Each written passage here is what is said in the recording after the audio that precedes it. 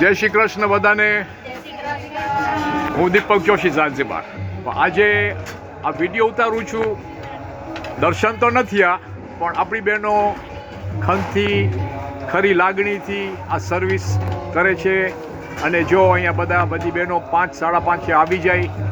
આજે ચોથો દિવસ 20મી મે 2026 પટેલ સમાજ ગ્રાઉન્ડ, અને લગભગ 200થી 250 પીઝા આ બહેનો બનાવે છે દરરોજ, આપણા દીકરાઓ માટે, છોકરાઓ માટે ને બધા માટે. અને ગરમ ગરમ પીઝા મહાપ્રસાદ તરીકે બધાને સર્વિસ આપે છે. જો અત્યારના તમે જો અત્યારે અહીંયા આ બહેનો બધી આ જો અને આ સોસીસ બધું અહીંયા આવીને બનાવે છે.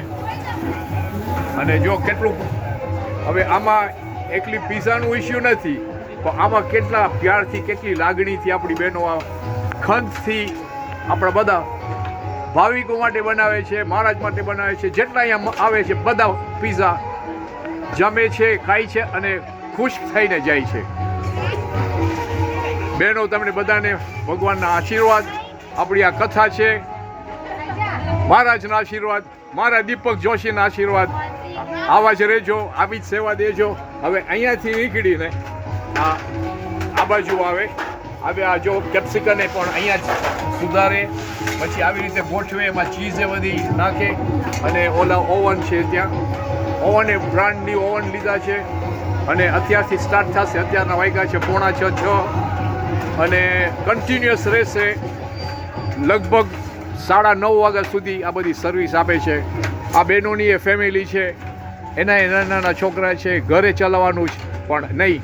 આ આપણો એક પ્રસંગ છે, આપણો એક સનાતન ધર્મનો પ્રસંગ છે, બધા હિન્દુનો પ્રસંગ છે. અને આ જે કથા છે, શ્રીમદ ભગવત કથા, એ પટેલ સમાજમાં છે. અને આપણા 2 મહારાજ છે. એક મહારાજ છે આપણા જોશીભાઈ, એક ને બીજા મહારાજ છે, નામ છે રાધે મહારાજ. પટેલ સમાજના મહારાજ છે અને વર્ષોથી આ સેવા આપે છે. આ વિડીયો જોજો, લાઈક કરજો, શેર કરજો, બધાને દેખાડજો કે આપણે દેખાડો નથી કરતા, પણ શું માણસોને ખબર પડે કે અમે પણ અહીંયા દાસલામમાં આ સેવા આપે છે આપણી બહેનો. અને જો પીઝા થઈ જાય પછી જો આ બહેનો આવી રીતે કાપીને આવી રીતે ફાઇન રીતે રાખે છે. હવે આ વિડીયો જોઈને મન થઈ જાય છે ને ખાવાનું, મને તો થઈ જાય, પણ પ્રસાદી છે એટલે હું હમણાં નહીં ખાઉં. ત્યારે પ્રસાદી બધાને પીરસાશે ત્યારે ખાશે. ભગવાને થાળ જતો રહ્યો. હા, જય રહ્યો. ને આપણા બેન છે, થેન્ક યુ બેન. તમને બધાને આશીર્વાદ. આવા જ રહેજો. ને આવા પ્રસંગ આવે ત્યારે બધા સાથે મળીને હું આવીશ ને તમારી વિડીયો ઉતારીશ. જય શ્રી કૃષ્ણ બધાને. Thank you.